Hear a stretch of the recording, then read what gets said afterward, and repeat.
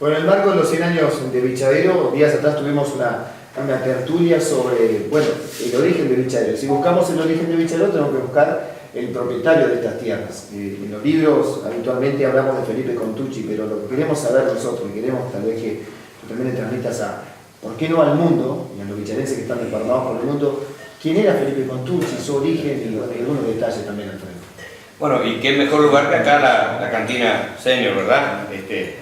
Dani, Correa, en fin, los principales que justamente abrieron la posibilidad para que en el marco de este centenario de Bichadero podamos estar también dándole, digamos, esta impronta cultural en la celebración de nuestro centenario. Bueno, lo primero que podemos decir que Felipe Contucci Félez fue el primer personaje pintoresco del paraje Bichadero. Habría que aclarar primeramente dos aspectos fundamentales. Lo primero, todo bichaderense sabrá en el mundo hoy que el nombre de nuestro querido pueblo se debe al cerro y que es un nombre que pertenece a un vocablo de la lengua tupí-guaraní y que, como todos sabemos, significa bichar, observar, dejar a alguien de centinela, ¿verdad? Y eso nos lleva a que indudablemente el nombre Bichadero es muy anterior a que acá existiera, digamos, población afincada. Eso es lo primero de todo, ¿verdad? Su nombre de origen guaraní se arrastra a tiempos inmemoriales.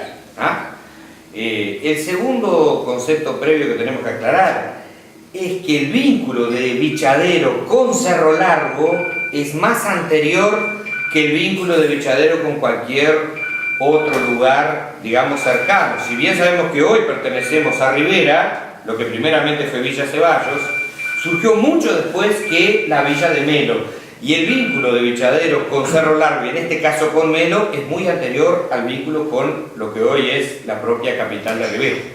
O sea que este personaje, tal vez el personaje más fascinante del Cerro Largo colonial, llamado Felipe Contucci, es un hombre vinculado a Cerro Largo, que justamente se afincaría en estos pagos de Bichadero.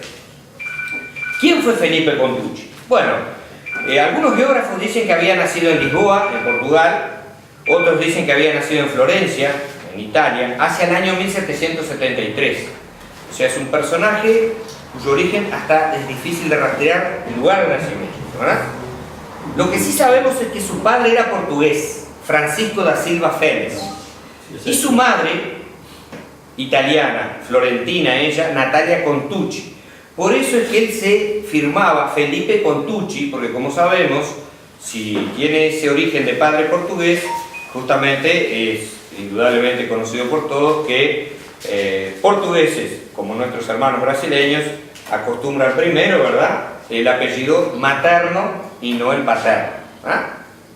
A fines del siglo XVIII, Felipe Contucci se radica en Montevideo, se viene de Europa y comienza a trabajar como armador de barcos, y allí también se dedica al tráfico comercial marítimo con el Brasil, un vínculo que después vamos a ver tuvo mucho que ver con Contucci y especialmente algunas autoridades que se radicaron en el Brasil de esa época. En 1805 se casa con Josefa Oribe. ¿Quién era Josefa Oribe? Hermana de Manuel Oribe. Todos sabemos, don Manuel Oribe, segundo jefe de la famosa Cruzada Libertadora, o el famoso desembarco del 33, y luego don Manuel Oribe, también fundador de la Divisa Blanca, ¿verdad? Josefa, su hermana, se casa con Felipe Contucci.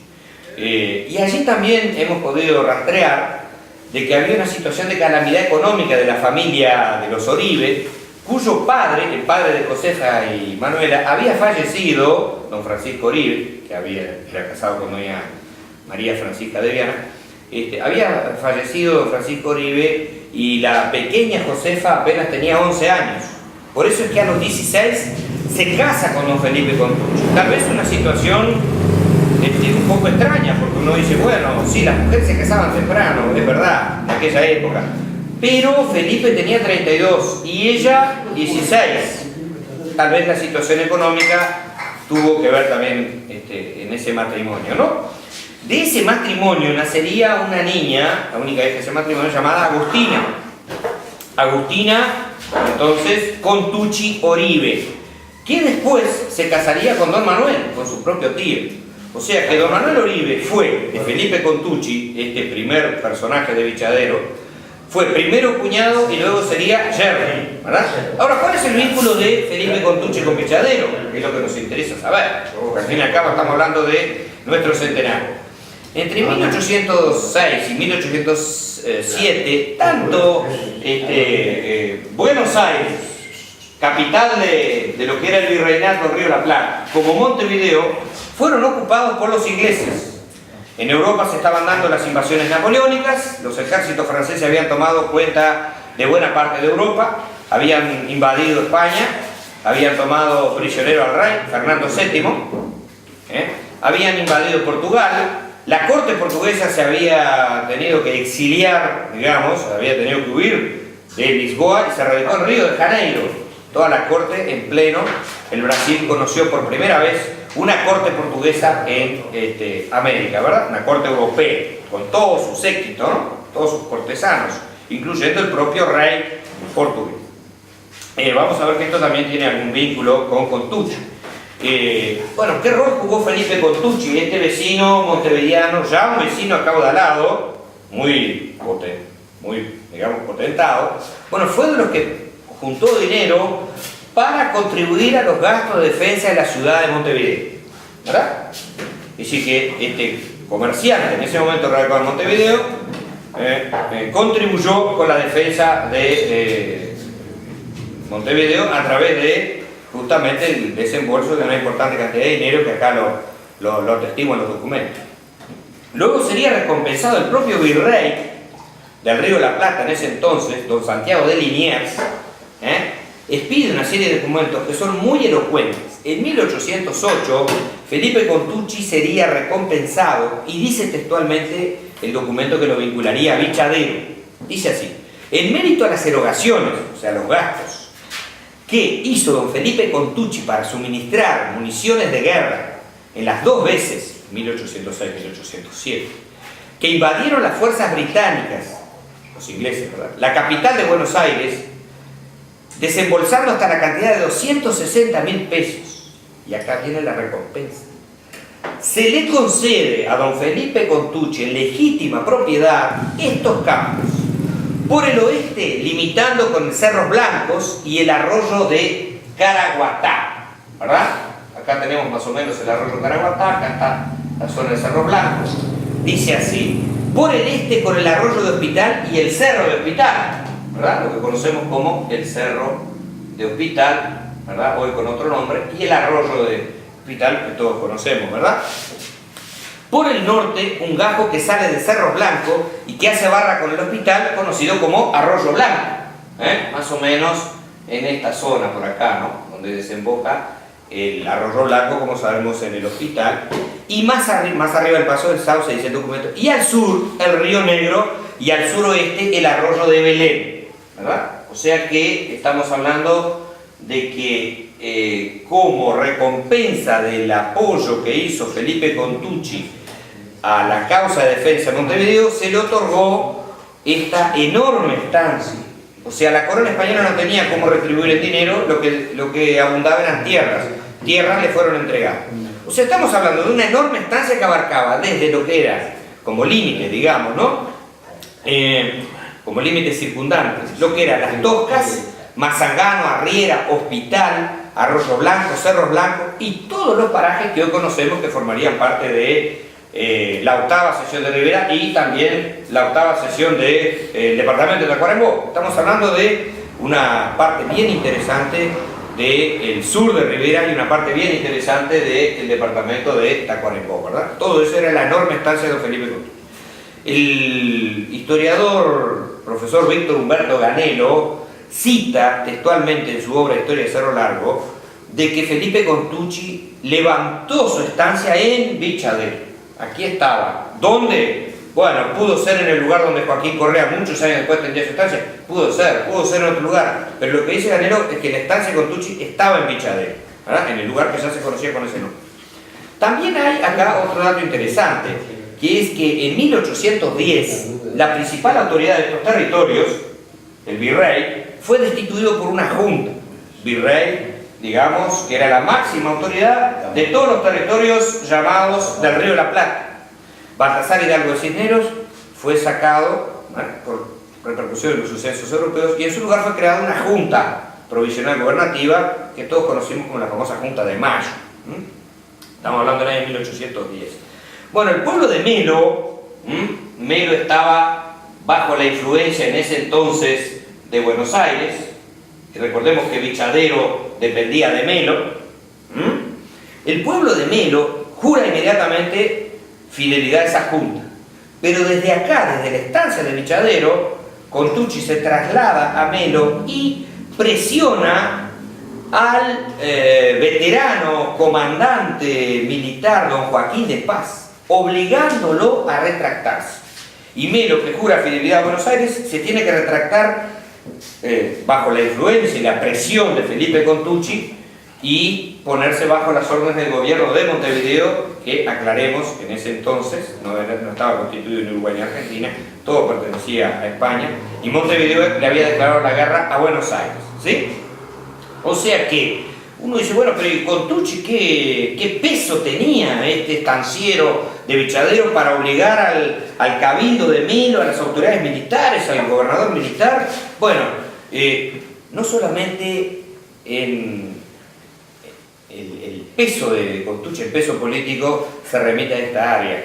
Tanto en Buenos Aires como en Montevideo había ido surgiendo un círculo de militares y de políticos que se le habían dejado seducir por una idea de Felipe Contucci, que era coronar a Carlota Joaquina de Borbón, princesa española, hermana de Fernando VII, rey que era prisionero de Napoleón Bonaparte. Carlota Joaquina, que era la esposa del rey João VI, radicado en Río de Janeiro, y Contucci quería coronarla como reina de los territorios del Río de la Plata.